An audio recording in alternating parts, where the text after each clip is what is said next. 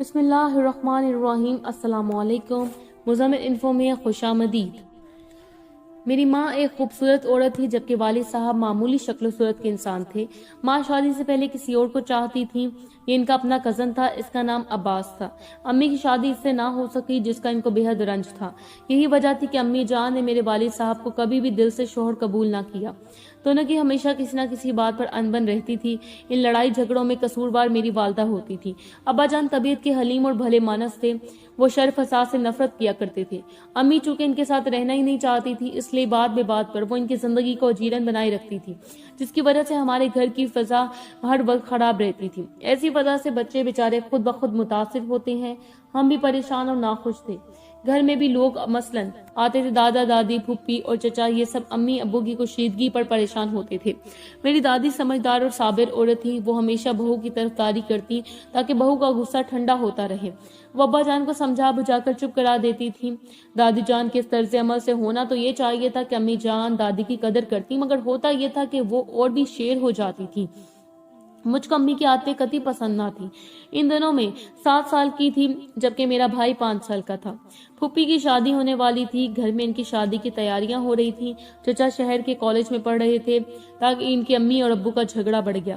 امی ہر وقت ابو سے کہا کرتی تھی کہ ماں کو پیسے مت دیا کرو، ماں کے ساتھ بات نہ کیا کرو۔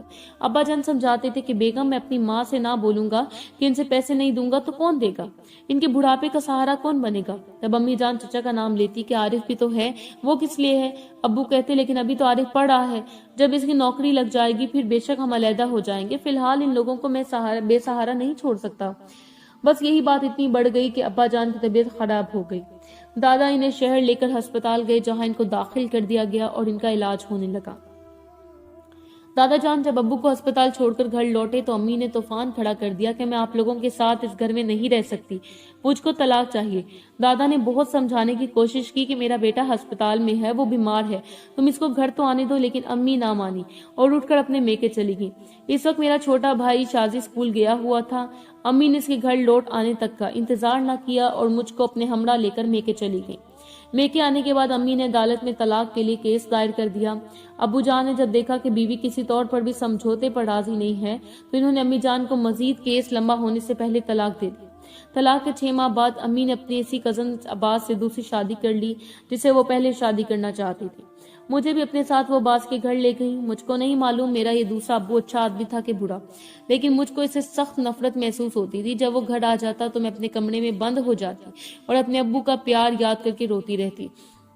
میرے ابو چند دن ہسپتال میں رہے، پھر جب وہ ٹھیک ہو کر گھر آ گئے تو ابو نے دادا سے کہا جا کر میری بیٹی عاشی کو لے آ۔ دادا نے شہر سے چچا کو بلوایا، انہیں میری امی کے گھر بھیجا۔ میں کمرے کی کھڑکی سے باہر جھانک رہی تھی جب میں نے چچا کو آتے دیکھا۔ دوڑ کر میں امی کے پاس گئی، انہیں بتایا کہ عارف چچا آئے ہیں۔ امی نے چچا کو ڈرائنگ روم میں بٹھایا، آنے کا مقصد پوچھا۔ چچا نے کہا عاشی کو لینے آیا ہوں۔ بابا جان نے کہا کہ جب تمہارا دل ان بچوں سے ملنے کو چاہے تو انہیں اپنے پاس منگوا سکتی ہو، لیکن اس مسئلے پر عدالتوں میں جانے یا جھگڑے کو لمبا کرنے کی ضرورت نہیں ہے۔ امی جان بھی شاید یہی چاہتی تھی۔ انہوں نے کہا ٹھیک ہے۔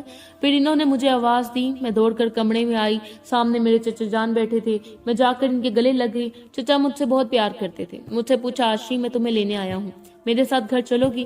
میں نے کہا ہاں، میں شازی کے لیے اداس ہوں، مجھے اس کے پاس لے چلیں۔ میری ماں نے مجھ کو نہلا دھلا کر اچھے کپڑے پہنائے، پیار کیا اور چچا کے ساتھ روانہ کر دیا۔ گھر آ کر میں بہت خوش ہوئی، دوڑ کر ابو کے گلے لگ گئی۔ سب نے مجھے بہت پیار کیا۔ ابو کی آنکھوں سے آنسو چھلک پڑے۔ شازی مجھ کو دیکھ کر بہت خوش ہوئی اور لپٹ گئی اور پوچھنے لگا عاشی امی کیوں نہیں آئی، وہ کب آئیں گی؟ جلد ہی چچا کی نوکری لگ گئی، پھر دادی نے ان سے شادی کر دی۔ چچی بہت اچھی تھی، مجھ سے پیار کرتی تھی، وہ مجھ کو ذرا بھی بور نہیں ہونے دیتی تھی۔ 1 سال بعد ان کی یہاں بیٹی پیدا ہو گئی، پھر چچا کی تبدیلی ہو گئی اور چچی کو اپنی بیٹی کو لے کر دوسرے شہر چلے گئے۔ دادا جان کا انتقال ہو گیا، پھر میں دادی کے پاس صرف میں اور شازی رہ گئے۔ ابو صبح کام پر چلے جاتے، میں اور شازی اسکول چلے جاتے، دادی گھر میں اکیلی رہ جاتی۔ لوگ بہت کہتے تم اکیلی ہو گئی ہو، بڑے بیٹے کی دوسری شادی کر دو، مگر ابو دوسری شادی پر رضامند نہیں ہوتے تھے۔ وہ کہتے تھے سوتیلی ماں آ کر میرے بچوں کو پریشان کرے گی۔ شازی نے میٹرک کر لیا تو ابو نے اس کے شہر میں کالج میں داخلہ کروا دیا۔ ایک دن میں گھر میں اکیلی تھی، دادی پڑوس میں گئی ہوئی تھی اور ابو کام پر گئے تھے۔ دروازے پر دستک ہوئی، میں نے پوچھا کون ہے؟ جواب ملا عاشی دروازہ تو کھولو، تمہاری امی نے بھیجا ہے۔ अम्मी का नाम सुनकर मैंने दरवाजा खोल दिया। एक नौजवान दरवाजे पर खड़ा था। इसने कहा, मैं अब्बास का छोटा भाई हूँ, यानी तुम्हारे वालिदा का देवर। इन्होंने मुझे तुम्हारी और तुम्हारे भाई की खैरियत मालूम करने के लिए भेजा है और ये ईद के लिए कुछ तोहफे भेजे हैं। मैंने इनका नाम पूछा। वो कहने लगा, मेरा नाम रियाज है। मैंने रियाज को अंदर बुला लिया। इसने चाय वगैरह का पूछा। मैं चाय वगैरह ना पीऊंगा, तुम्हारी दादी कहाँ है?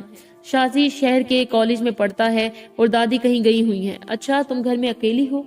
हाँ, मैंने सादगी से जवाब दिया। रियाज ने मुझे अकेला पाकर कुछ चालाकी से काम लेना चाहा, लेकिन मैं घबरा कर रोने लगी तो वो चला गया, क्योंकि इसको ये खौफ भी था कहीं दादी अचानक ना आ जाए। जब दादी आई तो मैंने इन्हें वो चीजें दिखाई जो अम्मी ने हमारे लिए भेजी थी, मगर दरमियान वाले वाक़े का जिक्र ना किया, क्योंकि मुझे डर था कि अगर मैंने रियाज की जिसारत दादी जान को बता दी तो वो आइंदा अम्मी जान से राब्ता खत्म कर देंगी। ये सिर्फ मैंने इसलिए किया कि मेरी अम्मी को तकलीफ ना हो। इस वाक़े के 2 साल बाद दादी का इंतकाल हो गया। अब घर में अब्बू और मैं अकेले रह गए। इंतकाल की खबर अम्मी को मिली तो वो अचानक घर आ गई। इस रोज दादी जान को फोत हुए 15 दिन हो चुके थे। मैं अपने कमरे में सो रही थी कि मुझको सिसकियों की आवाज सुनाई दी। मैं उठकर बैठी और अब्बू जान के कमरे की तरफ गई। देखा तो अम्मी कुर्सी पर बैठी रो रही थी। इन्होंने अपना चेहरा अपने हाथों में छुपा रखा था। अब्बू के सामने पलंग पर बैठे हुए वो अफसुर्दा और खामोश थे, किसी सोच में गर्क थे। अम्मी को अचानक घर में देख कर मुझको खुशी भी हुई और हैरत भी कि कैसे हो गया जब से अम्मी इस घर से गई थी। वो फिर कभी यहाँ लौट कर ना आई थी, ना अब्बू के सामने आई थी। आज कैसे आ गई थी, जबकि इनकी और जगह शादी हो चुकी थी? अम्मी ने मुझे सर उठाकर देखा। मैंने बहुत गमजदा पाया तो मैं जब्त न कर सकी, दौड़कर इनसे लिपट गई। हम दोनों माँ बेटी रो रही थी और अब्बू भी रो रहे थे। अम्मी की जुबानी मालूम हुआ कि इनके अब्बास से तलाक हो गई, क्योंकि अब्बास अच्छा इंसान नहीं था। इसने इस अरसे में अम्मी को बहुत दुख दिया और परेशान रखा। आखिर अम्मी को तलाक दे दी। अम्मी ने रो रो कर हर बात अब्बू को तफसीलन बता दी। वो बार बार कहती थी कि इन बच्चों के वास्ते तुम मुझे माफ कर दो, मुझसे बड़ी भूल हो गई है जो इस बेवफा शख्स की खातिर मैंने अपने प्यारे बच्चों और इस घर को छोड़ा।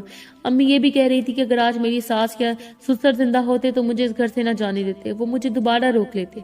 मैंने अम्मी की बातों से समझ लिया कि वो दोबारा इस घर में लौट कर आना चाहती हैं।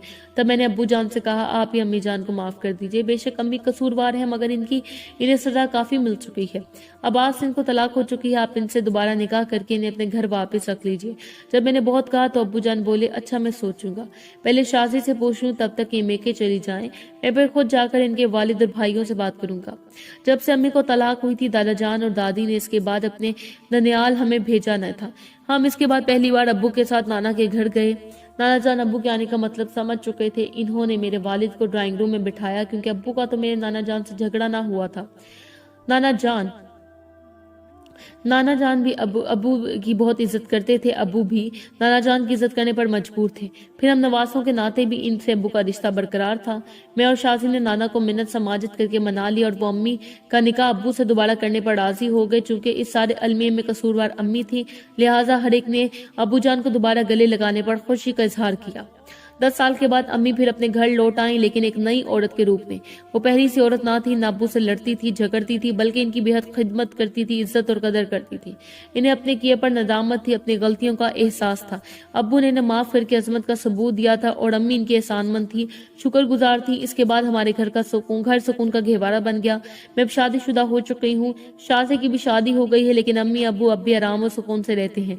इनके दरमियान कभी लड़ाई नहीं हुई। मैं अल्लाह के इस मौजे पर इसका शुक्र अदा करती हूँ कि इसने अब्बू का घर फिर से बसा दिया, और वो भी सुकून के साथ। बेशक इंसान गलती करके ही सुधरता है।